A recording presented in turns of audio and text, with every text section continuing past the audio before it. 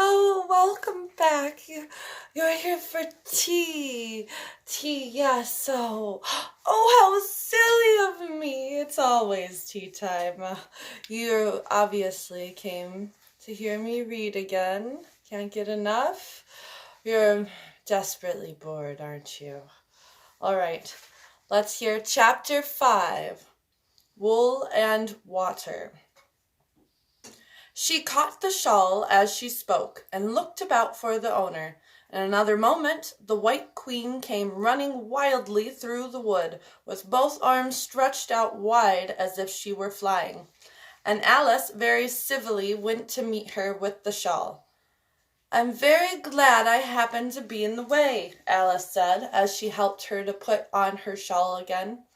The White Queen only looked at her in a helpless, frightened sort of way, and kept repeating something in a whisper to herself that sounded like bread and butter, and Alice felt that if there was to be any conversation at all, she must manage it herself.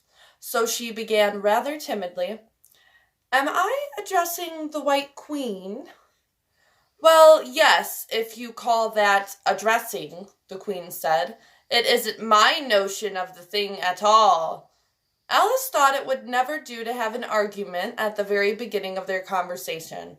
So she smiled and said, "If your Majesty will only tell me the right way to begin, I'll do it as best as I can." "But I don't want it done at all," groaned the poor Queen. "I've been addressing myself for the last 2 hours." It would have been all the better, as it seemed to Alice, if she had got someone else to dress her. She was so dreadfully untidy. Every single thing's crooked," Alice thought to herself, "and she's all over pins.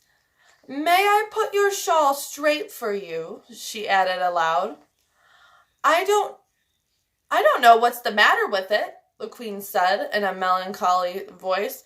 "It's out of temper, I think. I've pinned it here and I've pinned it there, but there's no pleasing it." It can't go straight, you know, if you pin it all on one side," Alice said, as she gently put it right for her. "And dear me, what a state your hair is in!" "The brush has got entangled in it," the Queen said with a sigh, "and I lost the comb yesterday." Alice carefully released the brush and did her best to get the hair into order. "Come, you look rather better now," she said after altering most of the pins, "but really you should have a lady's maid." "I'm sure I'll take you with pleasure," the Queen said. "2 pence a week and a jam every other day." Alice couldn't help laughing as she said, "I don't want you to hire me, and I don't care for jam." "It's very good jam," said the Queen. "Well, I don't want any today at any rate." "You couldn't have it if you did want it," the Queen said. "The rule is jam tomorrow and jam yesterday, but never jam today." "It must come sometimes to jam today," Alice objected. "No, it can't," said the Queen. "It's jam every other day. Today isn't any other day, you know." "I don't understand you," said Alice. "It's dreadfully confusing." "That's the effect of living backwards," the Queen said kindly. "It always makes one a little giddy at first." "Living backwards?" Alice repeated in great astonishment. "I've never heard of such a thing." "But there's one great advantage in it, that one's memory works both ways." "I'm sure mine only works one way," Alice remarked. "I can't remember things before they happen." "It's a poor sort of memory that only works backwards," the Queen remarked. "What sort of things do you remember best?" Alice ventured to say. "Oh, things that happened the week after next," the Queen replied in a careless tone. "For instance, now," she went on, sticking a large piece of plaster on her finger as she spoke, "there's the King's messenger. He's in prison now, being punished, and the trial doesn't even begin till next Wednesday. And of course the crime comes last of all." "Suppose he never commits the crime?" said Alice. That would be all the better, wouldn't it? The Queen said as she bound the plaster round her finger with a bit of ribbon. Alice felt there was no denying that. Of course it would be all the better, she said, but it wouldn't be all the better his being punished. You're wrong there, at any rate, said the Queen. Were you ever punished? Only for faults, said Alice. And were you all the better for it? I know, the Queen said triumphantly. Yes, but then I had done the things I was punished for, said Alice. That makes all the difference. But if you hadn't done them, the Queen said, that would have been better still. Better and better and better. Her voice went higher with each better, till it got quite to a squeak at last. Alice was just beginning to say, "There's a mistake somewhere," when the Queen began screaming so loud that she had to leave the sentence unfinished. "Oh, oh, oh!" shouted the Queen, shaking her hand about as if she wanted to shake it off. "My finger's bleeding! Oh, oh, oh, oh!" Her screams were so exactly like the whistle of a steam engine that Alice had to hold both her hands over her ears. "What is the matter?" she said as soon as there was a chance of making herself heard. "Have you pricked your finger?" "I haven't pricked it yet," the Queen said, "but I soon shall. Oh, oh, oh!" "When do you expect to do it?" Alice said, feeling very much inclined to laugh. "When I've fastened my shawl again," the poor Queen groaned out. "The brooch will come undone directly.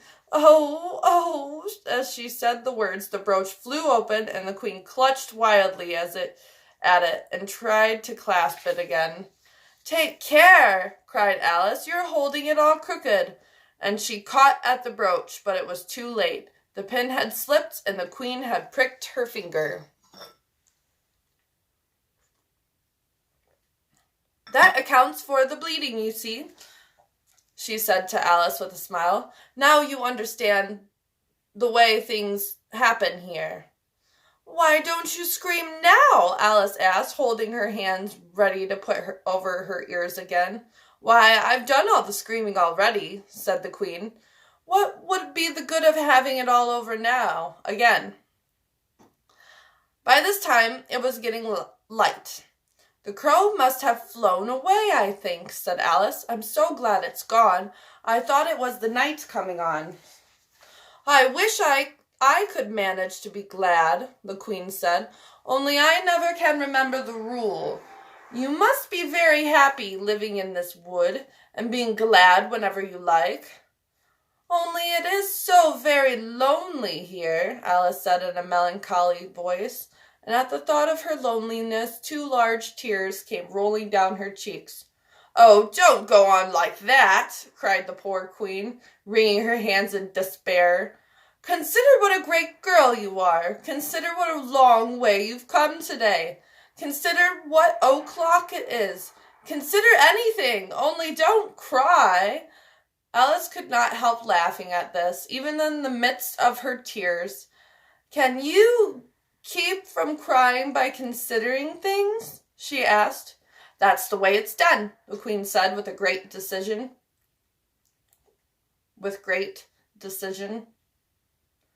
"Nobody can do 2 things at once, you know.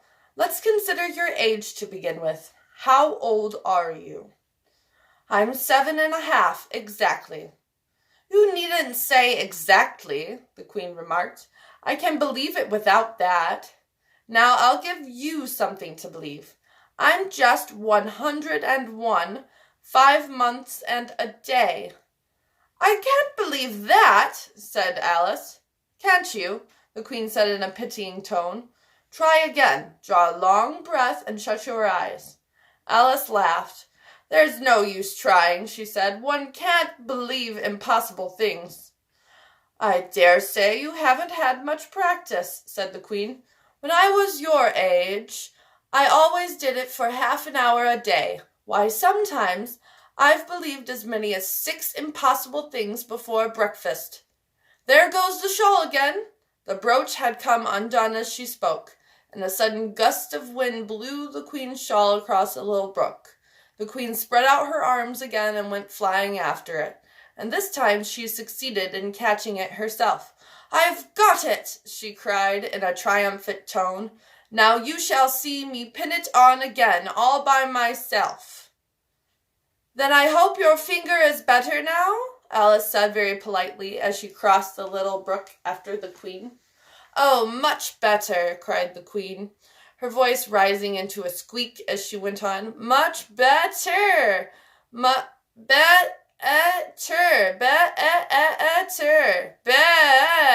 The last word ended in a long bleat, so like a sheep that Alice quite started. She looked at the queen, who seemed to have suddenly wrapped herself up in wool. Alice rubbed her eyes and looked again. She couldn't make out what had happened at all. Was she in a shop? And was it really a sheep that was sitting on the other side of the counter? Rub as she would, she could make nothing more of it. She was in a little dark shop, leaning with her elbows on the counter, and opposite to her was an old sheep, sitting in an armchair, knitting, and every now and then leaving off to look at her through a great pair of spectacles. "What is it you want to buy?" the sheep said at last, looking up for a moment from her knitting. "I don't quite know yet," Alice said very gently. "I should like to look all round me first, if I might." "You may look in front of you and on both sides, if you like," said the sheep, "but you can't look all round you unless you've got eyes at the back of your head." But these, as it happened, Alice had not got. So she contented herself with turning round, looking at the shelves as she came to them. The shop seemed to be full of all manner of curious things. But the oddest part of it all was that whenever she looked hard at any shelf to make out exactly what it had on it, that particular shelf was always quite empty, though the others round it were crowded as full as they could hold. "Things flow about so here," she said at last in a plaintive tone, after she had spent a minute or so in vainly pursuing a large bright thing that looked sometimes like a doll and sometimes like a work-box, and was always in the shelf next above the one she was looking at. "And this one is the most provoking of all, but I'll tell you what," she added as a sudden thought struck her, "I'll follow it up to the very top shelf of all. It'll puzzle it to go through the ceiling, I expect." But even this plan failed. The thing went through the ceiling as quietly as possible, as if it were quite used to it. "Are you a child or a teetotum?" the sheep said as she took up another pair of needles. "You'll make me giddy soon if you go on turning round like that." She was now working with 14 pairs at once, and Alice couldn't help looking at her in great astonishment. "How can she knit with so many?" the puzzled child thought to herself. "She gets more and more like a porcupine every minute." "Can you row?" the queen asked, handing her a pair of knitting needles as she spoke. "Yes, a little, but not on land, and not with needles," Alice was beginning to say, when suddenly the needles turned into oars in her hands, and she found they were in a little boat, gliding along between banks, so there was nothing for it but to do her best. "Feather!" cried the sheep as she took up another pair of needles. This didn't sound like a remark that needed any answer, so Alice said nothing, but pulled away. There was something very queer about the water, she thought, as every now and then the oars got fast in it and would hardly come out again. "Feather! Feather!" the sheep cried again, taking more needles. "You'll be catching a crab directly." "A dear little crab," thought Alice. "I should like that."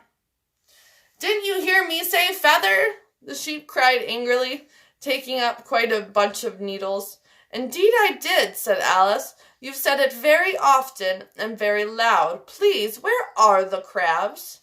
In the water, of course, said the sheep, sticking some of the needles into her hair, and her hands were full. Feather, I say. Why do you say feather so often? Alice asked at last, rather vexed. I'm not a bird. You are, said the sheep. You're a little goose.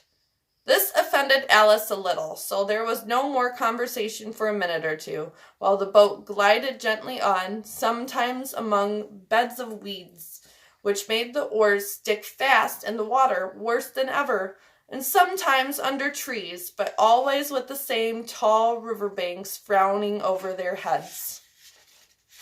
Oh, please, there are some scented rushes, Alice cried in a sudden transport of delight. There really are, and such beauties.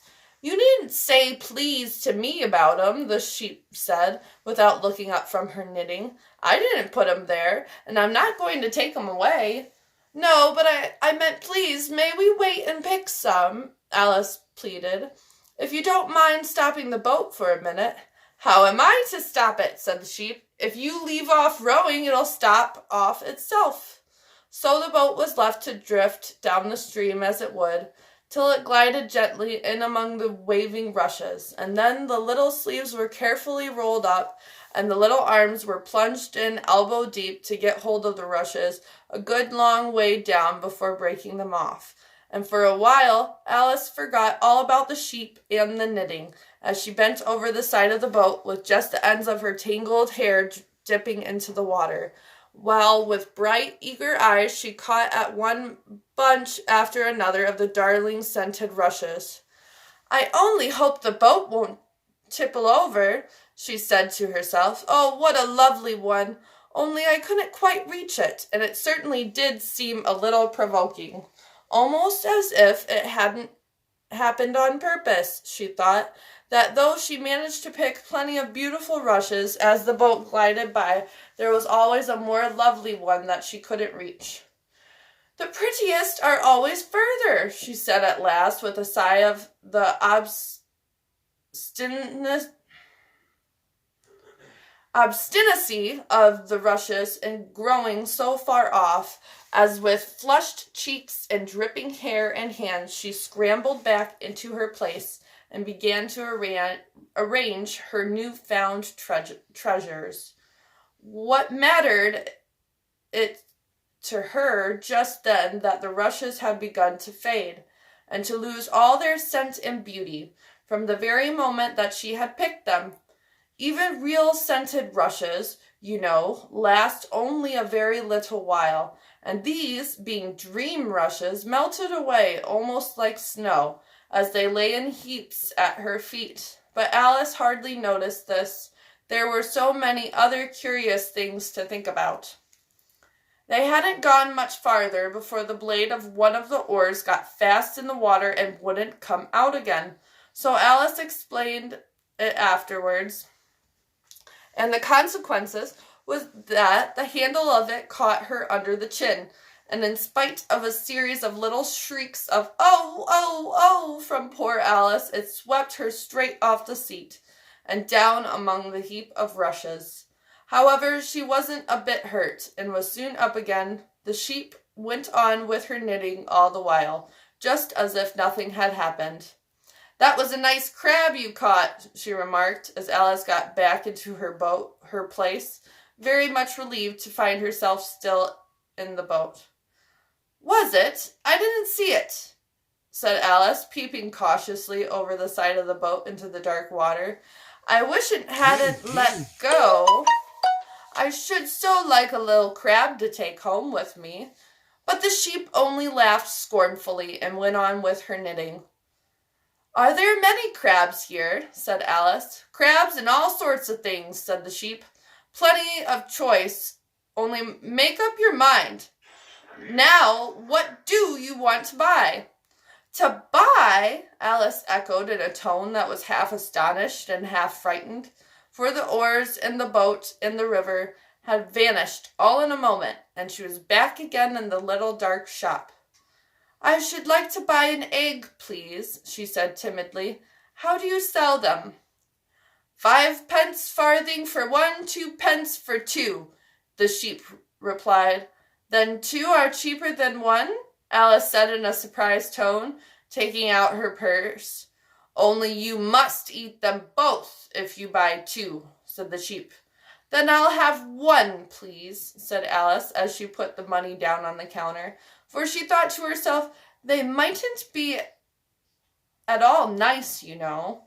The sheep took the money and put it away in a box. Then she said, I never put things into people's hands. That would never do. You must get it for yourself. And so saying, she went off to the other end of the shop and set the egg upright on a shelf.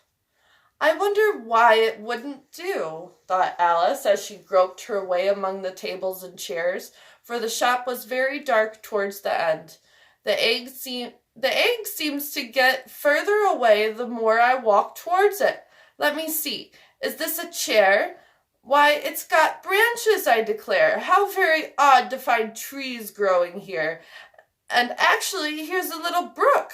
Well, this is the very queerest shop I ever saw. So she went on, wondering more and more at every step as everything turned into a tree the moment she came up to it, and she quite expected the egg to do the same.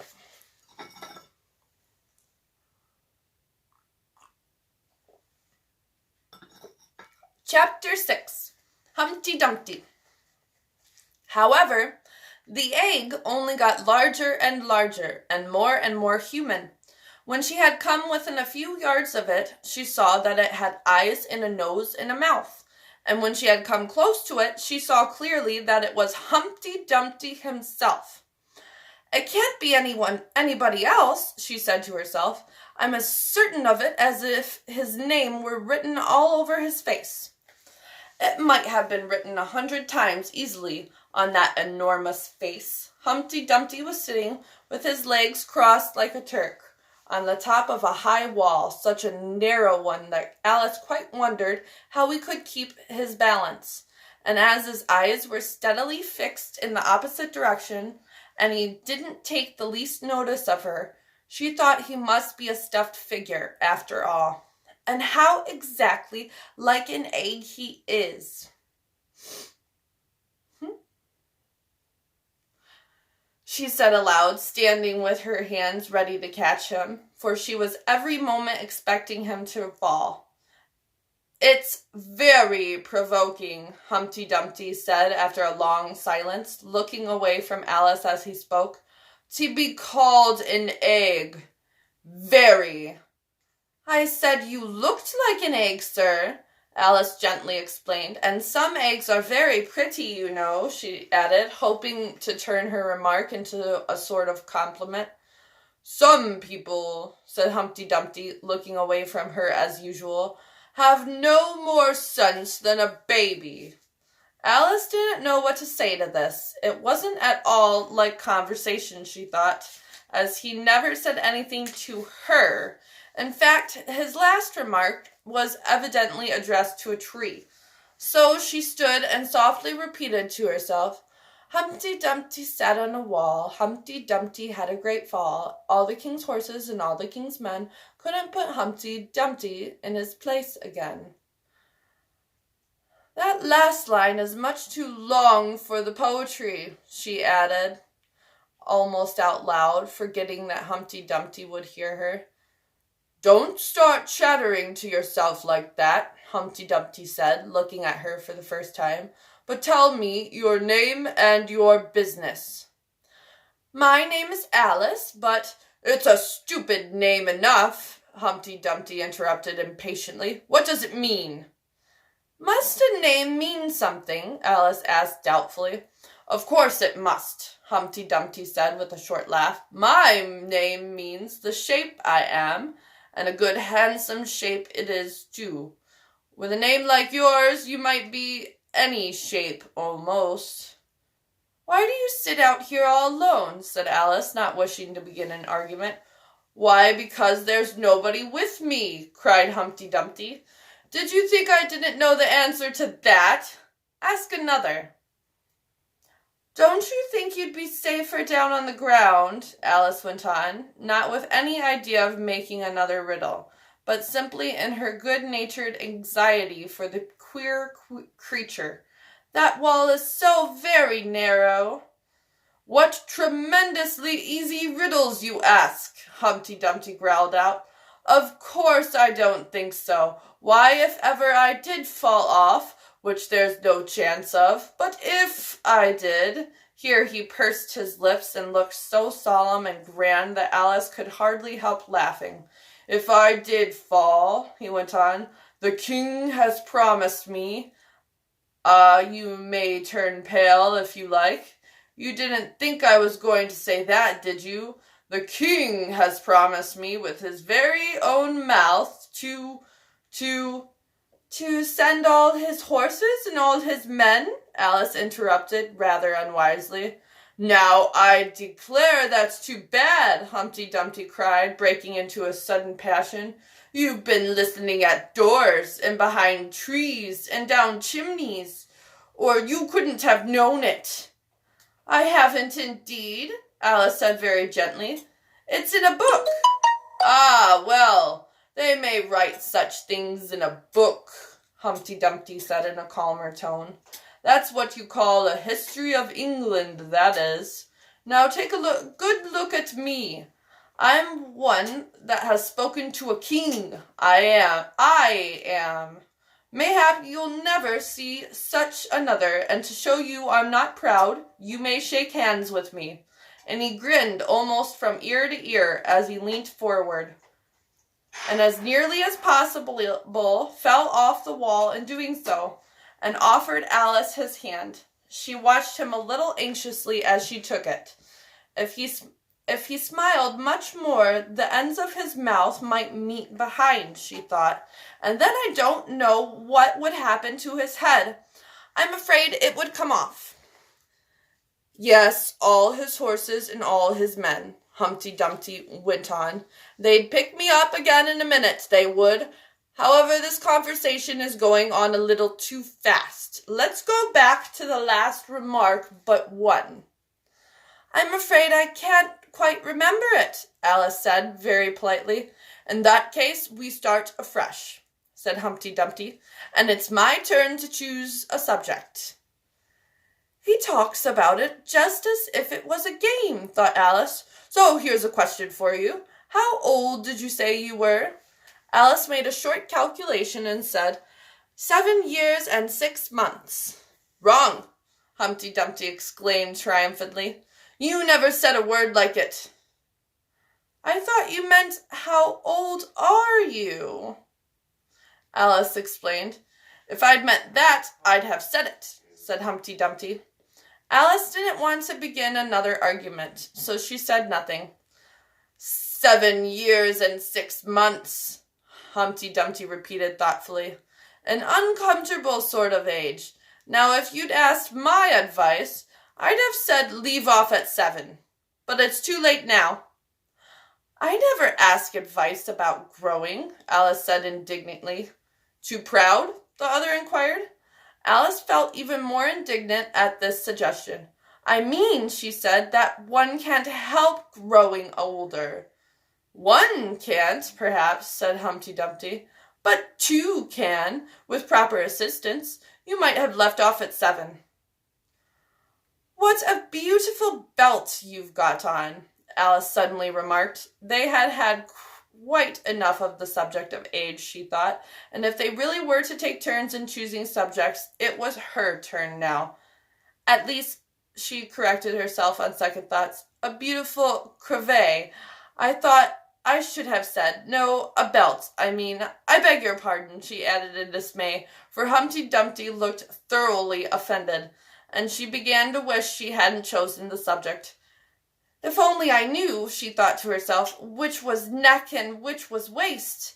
Evidently, Humpty Dumpty was very angry, though he said nothing for a minute or two.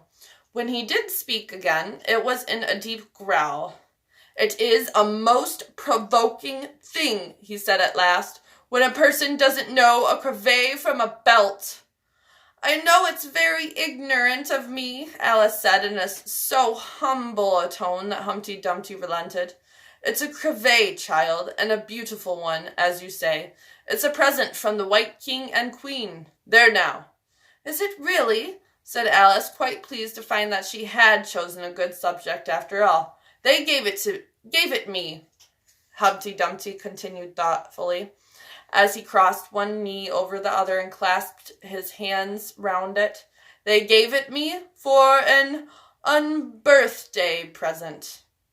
"I beg your pardon?" Alice said with a puzzled air.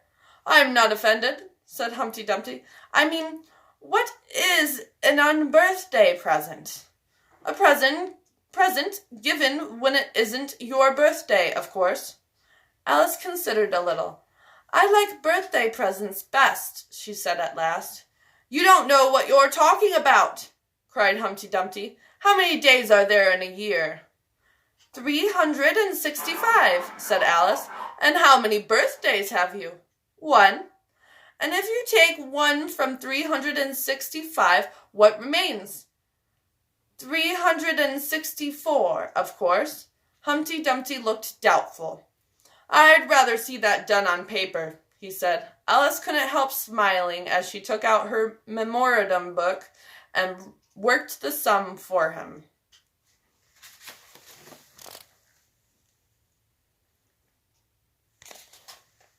Humpty Dumpty took the book and looked at it carefully. "That seems to be done right," he began. "You're holding it upside down," Alice interrupted. "To be sure I was," Humpty Dumpty said gaily, as she turned it round for him. "I thought it looked a little queer. As I was saying, that seems to be done right, though I haven't time to look it over thoroughly just now, and that shows that there are 364 days when you might get unbirthday presents." "Certainly," said Alice, "and only 1 for birthday presents, you know. There's glory for you." "I don't know what you mean by glory," Alice said. Humpty Dumpty smiled contemptuously. "Of course you don't, till I tell you. I meant, there's a nice knockdown argument for you." "But glory doesn't mean a nice knockdown argument," Alice objected. "When I use a word," Humpty Dumpty said in rather a scornful tone, "it means just what I choose it to mean, neither more nor less." "The question is," said Alice, "whether you can make words mean so many different things." "The question is," said Humpty Dumpty, "which is to be master, that's all." Alice was too much puzzled to say anything, so after a minute Humpty Dumpty began again. "They've a temper, some of them, particular verbs. They're the proudest. Adjectives you can do anything with, but not verbs. However, I can manage the whole lot of them. Impenetrably. That's what I say." "Would you tell me, please," said Alice, "what that means?" "Now you talk like a reasonable child," said Humpty Dumpty, looking very much pleased. "I meant by impenetrably that we've had enough of that subject, and it would be just as well if you'd mention what you mean to do next, as I suppose you don't mean to stop here all the rest of your life." "That's a great deal to make one word mean," Alice said in a thoughtful tone. "When I make a word do a lot of work like that," said Humpty Dumpty, "I always pay it extra." "Oh," said Alice. She was too much puzzled to make any other remark. You should see 'em come around me of a Saturday night," Humpty Dumpty went on, wagging his head gravely from side to side, "for to get their wages, you know." Alice didn't venture to ask what he paid them with, and so, you see, I can't tell you. "You seem very clever at explaining words, sir," said Alice. "Would you kindly tell me the meaning of the poem called Jabberwocky?" "Let's hear it," said Humpty Dumpty. "I can explain all the poems that ever were invented, and a good many that haven't been invented just yet." This sounded very hopeful, so Alice repeated the first verse. "'Twas brilling, and the slithy toves did gyre and gimble in the wabe. All mimsy were the borogoves, and the mome raths outgrabe." "That's enough to begin with," Humpty Dumpty interrupted. "There are plenty of hard words there. Brilling means 4 o'clock in the afternoon, the time when you begin broiling things for dinner." That'll do very well, said Alice. And slithy? Well, slithy means lithe and slimy. Lithe is the same as active. You see, it's like a portmanteau. There are two meanings packed up into one word. I see it now, Alice remarked thoughtfully. And what are toves? Well, toves are something like badgers. There's something like lizards, and there's something like corkscrews. They must be very curious-looking creatures. They are that, said Humpty Dumpty. Also, they make their nests under sundials. Also, they live on cheese. And what's to gyre and to gimble? To gyre is to go round and round like a gyroscope. To gimble is to make holes like a gimlet. And the wave is the grass plot round a sundial, I suppose, said Alice, surprised at her own ingenuity. Of course it is. It's called wave, you know, because it goes a long way before it and a long way behind it. And a long way beyond it on each side, Alice added. Exactly so. Well then, mimsy is flimsy and miserable. There's another portmanteau for you. And borogobe is a thin, shabby-looking bird with its feathers sticking out all round, something like a live mop. And then mome-raths, said Alice. I'm afraid I'm giving you a great deal of trouble. Well, a rath is a sort of green pig, but mome I'm not certain about. I think it's short for from home, meaning that they'd lost their way, you know.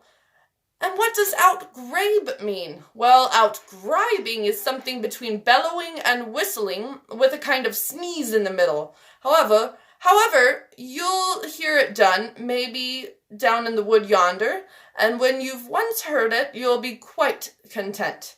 Who's been repeating all that hard stuff to you?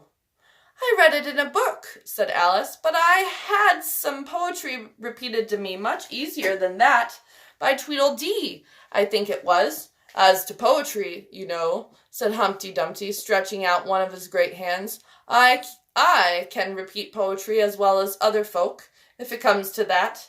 Oh, it needn't come to that, Alice hastily said, hoping to keep him from beginning.